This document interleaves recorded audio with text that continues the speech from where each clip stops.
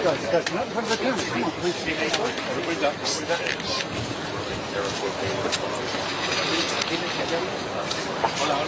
please.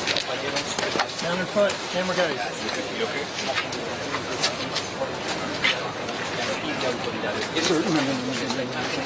Stay down. En lugar del crimen, este es el museo del que tuvo la pareja antes de ser asesinada y, como ven, pues están haciendo una ofrenda floral. Es lo que está ocurriendo en directo desde los coches de Tata de la ciudad, ofreciéndoles estas magníficas flores de flores en la puerta del culto rural que visitó esta pareja de funcionarios justo antes de ser asesinada. Ellos, además, hay que decir que van a comparecer en este momento congresistas de la policía por el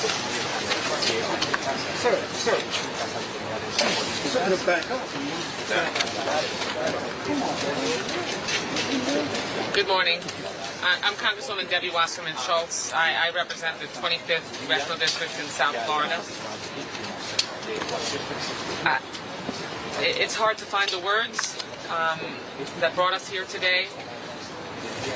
Last night, the manifestation of everything that so many of us in the Jewish community have talked about for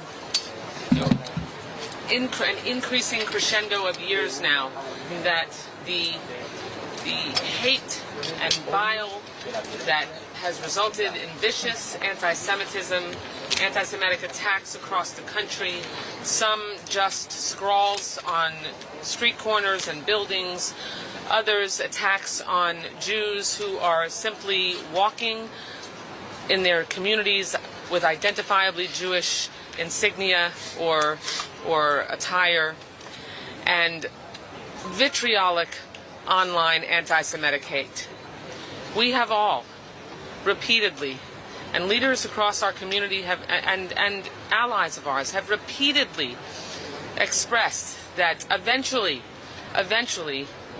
these anti-Semitic attacks would leap out of the virtual world, leap out of the verbal world, and end up in acts of violence and terror.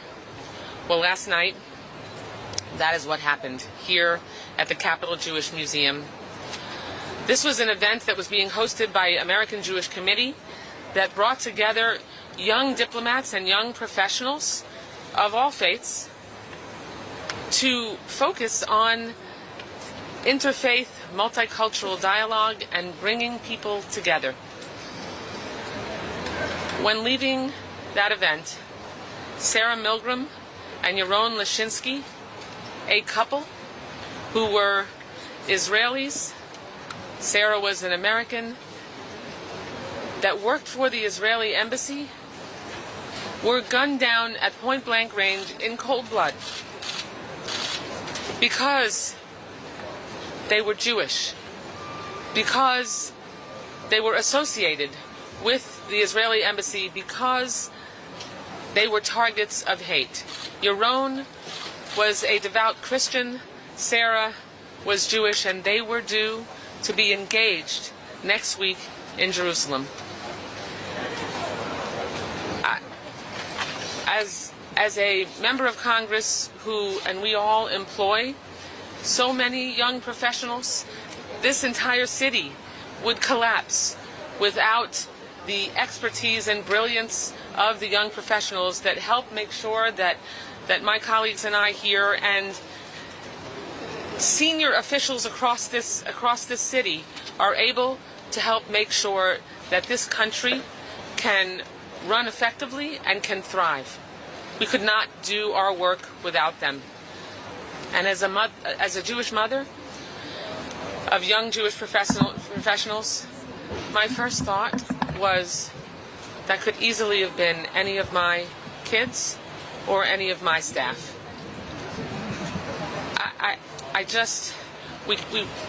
The six of us wanted to come today to make sure that we could express our sorrow, our grief. I know I want to express Zichronam Livracha. May the memories of Sarah and Yaron be a blessing. And we have to make sure that we come together across all faiths, all communities, all cultures, to express that this terror, this anti-Semitic hate against the Jewish community must end.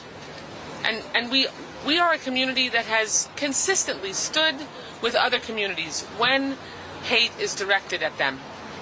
And we have been joined, not as often as we'd like, by other communities. And so I hope so desperately that our communities can come together and continue the work that the Biden administration made with a whole-of-government approach to fighting anti-Semitism, come together to make sure that we can fight terror and make sure that our Jewish institutions and communities across this country are able to keep our people safe and secure. Funding for nonprofit security grant funding has to be increased, has to be released so that the institutions that need to be able to have events like there was last night can keep the people who are participating safe. And we all have to come together to make sure that we can stop this hate and anti-Semitic bigotry in its tracks. Thank you so much for joining us, and we wanted to come and really express our grief. And now I'll introduce one of the co-chairs of the Congressional Jewish Caucus, Congressman Brad Schneider from Illinois. Thanks, Debbie. I am Brad Schneider from Illinois' 10th Congressional District, and as mentioned, one of the co-chairs of the Congressional Jewish Caucus. Debbie touched on the idea that there's so many young people in this town, driven by idealism, driven by the idea that Washington stands for something, that in our founding as a nation, all people are created equal. Last night at this site, there was a gathering sponsored by the American Jewish Committee of young professionals, diplomatic professionals, who were dedicating their careers to the idea of building bridges between people and bridges between nations. Jewish tradition, going back to Rabbi Hillel, famous quotation, "If I am not for myself, who will be? But if I'm only for myself, what am I?" The idea that we belong together. As a nation, our motto, E pluribus unum, from many one. That's the ideal we all believe in and strive for every day in this city. But there's another reality, a reality that's been true my entire life. As a young child, I remember going to synagogue on high holidays, and there would be extra security. There would be guards. In the 1970s and 80s, those guards started carrying longer guns. And in the last number of years, those guards have started appearing not just on the high holidays, but every single day. And in the 19 months since October 7th, 2023, we have seen a rise of anti-Semitism that has been unprecedented in my lifetime. So much so to the point that people are told, don't wear outward display of your faith. Wear a baseball cap instead of a yarmulke. Take your Star of David and tuck it in your shirt. There is a real fear. So as we gather here today, we are overwhelmed by emotions. Emotions of grief at the loss of two beautiful young people who were prepared to make a life together, heading to Israel to become engaged, to make a promise to each other for a future, united, and to have that future cut short last night. And instead, their families, rather than gathering under the chuppah, will be gathering beside a grave, saying a Kaddish instead of 7 blessings.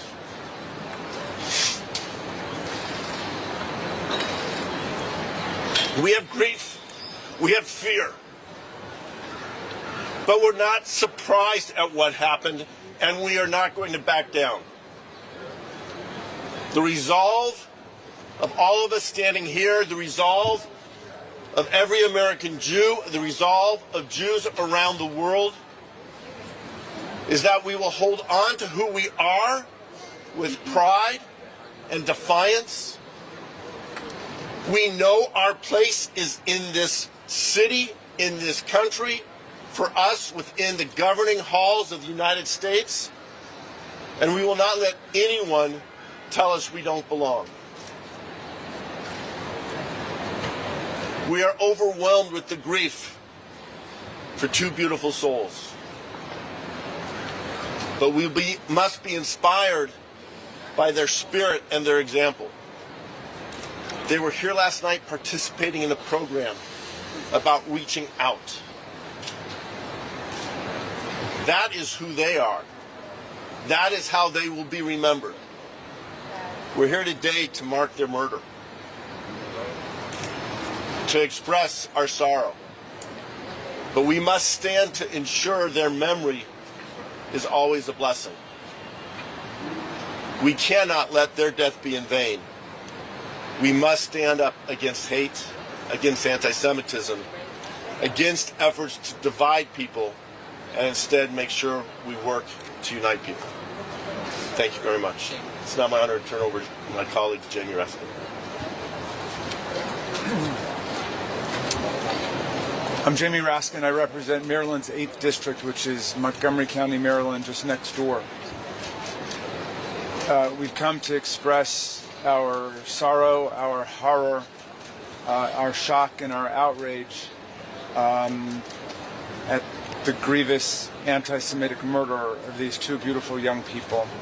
We've come to express our sympathy and our solidarity with their families and their friends, with everyone who has been affected by this nightmare. There is no justification ever for murder. There is no justification ever for terrorism. And we must stand unified as a community against the horror that just took place in the capital city yesterday. Anti-Semitism is a threat to Jewish people everywhere. It's a threat to other people everywhere. And anti-Semitism is the gateway to destruction of pluralism and democracy all over the world. So we must stand strong against this poison, and we must stand with the victims of anti-Semitism and every other form of racism and bigotry on earth. And I want to thank my colleagues from out of town who have decided to stay here in order to come to make this statement as Congress adjourns. And I want to thank Brad Schneider and Jerry Nadler for their leadership of the Jewish Caucus. Sarah Jacobs from California.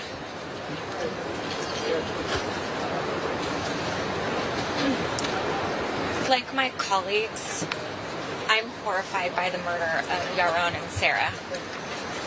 May their memory be a blessing and a comfort to all who knew them. And I think it's important to talk about the significance of where we're standing today, the Capitol Jewish Museum.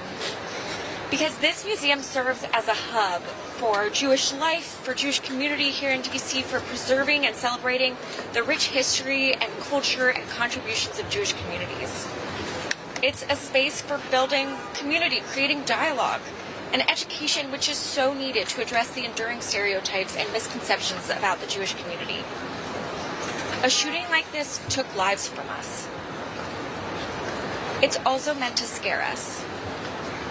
It's meant to take away the places where we should feel safe. It's meant so that every Jewish parent, like my brother and sister-in-law who are dropping their babies off to a Jewish preschool this morning, take a little pause. It's meant so that every person who wears a yarmulke or a Jewish star, like I often do, wonders, should I wear this today? Should I put this on? It's meant so that every time we walk into a synagogue, into a community center, or just down the street, we wonder if we're safe. But we came here today to honor Yaron and Sarah, and to show that Jews will not shy away from public life. They are trying to scare us, but we will not be scared away. And we're going to keep working to rid the world of anti-Semitism and all forms of hatred and racism and bigotry, so that Jewish people and all people can feel safe everywhere. Thank you. My colleague Kim Schreier.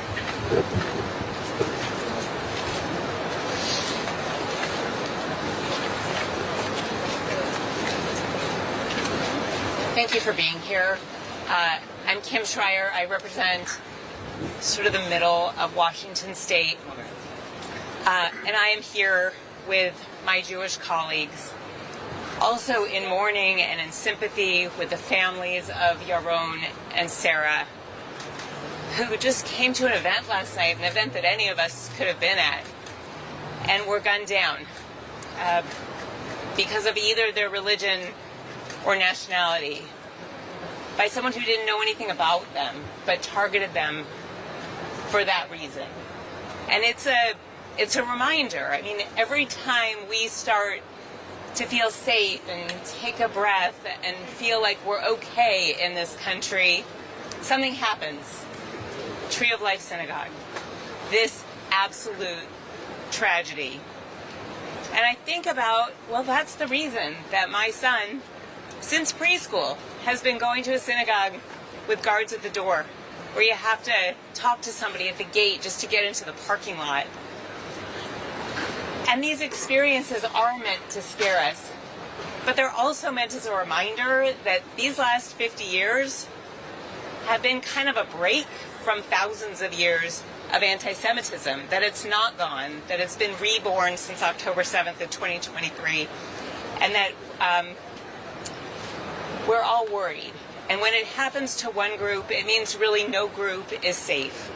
And that's an important message to get across. We live in the United States of America. We have the ability to disagree openly, to express thoughts, to protest peacefully.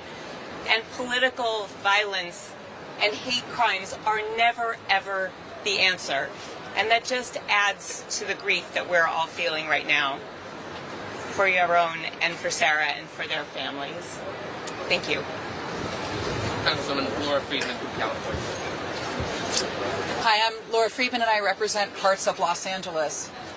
This is such a shocking and heartbreaking day, and when I saw the news early this morning of what happened last night, like my colleagues, I was heartbroken, but I also, unfortunately, was not completely shocked, because this event is one of a string of violent and despicable events that we have seen against the Jewish community for the last several years. But we can't let that become the norm in this country. It shouldn't be normal or acceptable that my synagogue in Los Angeles was tagged with swastikas.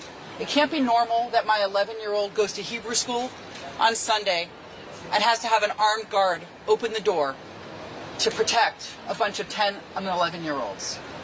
It can't be normal that after a horrific murder that everyone in this nation should be condemning, we also wake up to see online responses, thousands of people in this country, probably some of them real people, hopefully a lot of them bots, but probably some real people, justifying this murder, excusing this murder, trying to minimize this murder.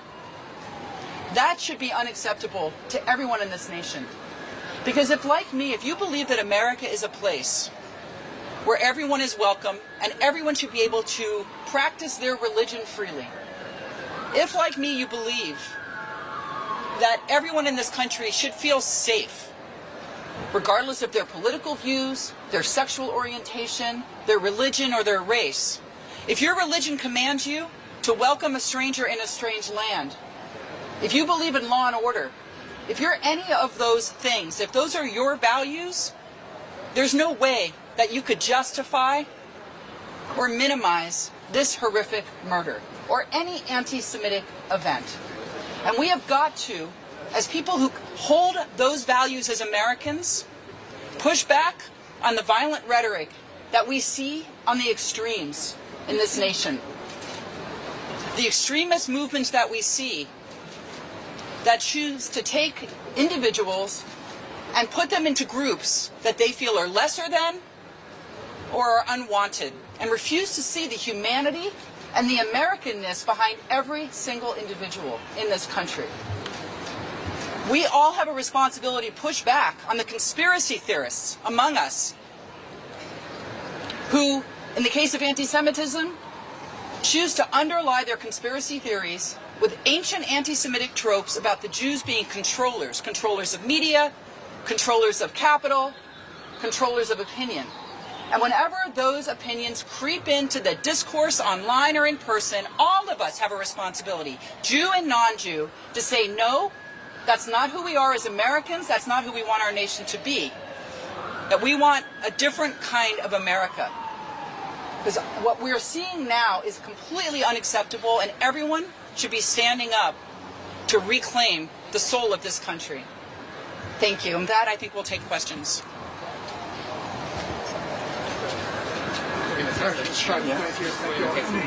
Mike Lang and I with I-24 News. Republicans agree or disagree, and they're good faith disagreements, certainly, with their positions on anti-Semitism. They've developed a platform. They've taken concrete actions. What, beyond slogans, platitudes, what concrete actions are Democrats proposing to deal with this rise of anti-Semitism beyond the national strategy that Mr. Emhoff put out last year? What is the plan here? You answered the question. Last year, President Biden and Look at the camera. last year, the administration, under the leadership of President Biden, with Second Gentleman Emhoff, put out a all-of-government strategy to address anti-Semitism. Did they do anything with it? So this is something that isn't a partisan issue.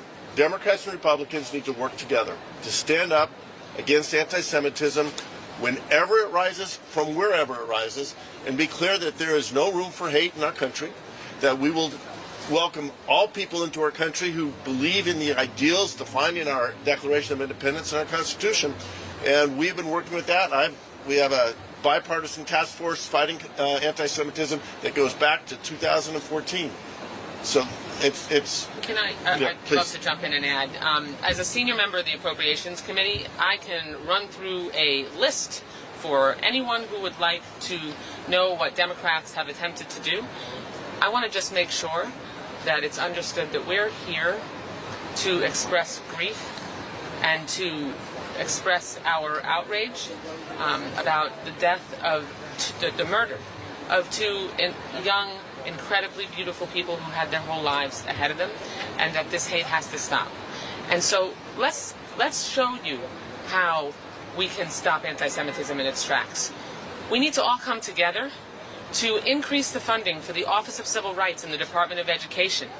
When I offered an amendment last year during the appropriations process in committee, Democrats supported the amendment to increase that funding. This is the office that investigates anti-Semitism in educational institutions all across the country, and unfortunately, Republicans opposed it. We have had years and years of fighting to increase the funding for nonprofit security grants. Nonprofit security grants are is the funding for institutions like the Capital Jewish Museum, like synagogues and mosques and other religious institutions and nonprofit organizations and JCCs across the country that sadly have to fund the security guards and the security infrastructure and architecture to keep congregants and participants in events that attend events like the one from last night, that keep them safe. But we have not always had bipartisan support to increase that funding. We've had an administration that has for a time refused to release funding that was already appropriated. And so making sure that we actually are fully engaged in getting resources out in these communities to keep people safe, which is what I was referencing when I opened my remarks, is critical. But I'll just close on this question with this. We all need to stand together to fight anti-Semitism and any form of hate and bigotry. What we don't need is to be weaponizing anti-Semitism, to use anti-Semitism as a weapon and as an excuse to discriminate against and to perpetrate hate against other people and take away other people's rights. I just had my last two children graduate from college 2 weeks ago. And thank you. They're launched. And I can tell you that we heard stories from my kids' friends and even on the campus that they attended, and I worried every day. Congressman Schneider and I sat down last year with kids from Georgetown, George Mason, and GW when the encampment was still embedded on that campus. And we heard their fear and the persecution that they went through, the halting and preventing of them from being able to cross the threshold of their classroom doors, being spat upon. And we helped make sure that we could get that encampment disassembled, and that we stood with students across this country to help make sure we could keep them safe. But we're not going to allow our community and anti-Semitism to be used as a weapon that will just blow back on our community like it always does for Jews, because eventually we get blamed for everything. And so yes, we must stand against anti-Semitism. We must use resources, and we need to have the whole of government plans that the Biden administration implemented to truly ensure that we can embed the fight against anti-Semitism in every policy-making decision across this country. Thank you for being here today. Next question. I would just like to put an even finer point on this. I want to be really clear that what is happening right now with using anti-Semitism as an excuse specifically to crack down on institutions of higher learning, that is not acceptable to the vast majority of American Jews. It is antithetical to our values. We understand that these institutions are the institutions that support liberal, democratic values, the values that allowed Jewish people in this country to thrive and accomplish for the past 50 years. And I just want to condemn using us as an excuse to crack down on free speech and to crack down on students and to deny funding for our universities that we all graduated from and we are so proud of. That's my comment. Next question. Any other questions? And I apologize. Some of us have planes, Yeah. so Yeah. we're going to wrap it up here, and we can And take have it- individual and have it questions as we go. Okay. And none of us have slept it. Yeah, tonight. right. Thank Okay, you very much. We'll take questions off to the side. Thank you so much. Thanks again, guys. May their memories be a blessing.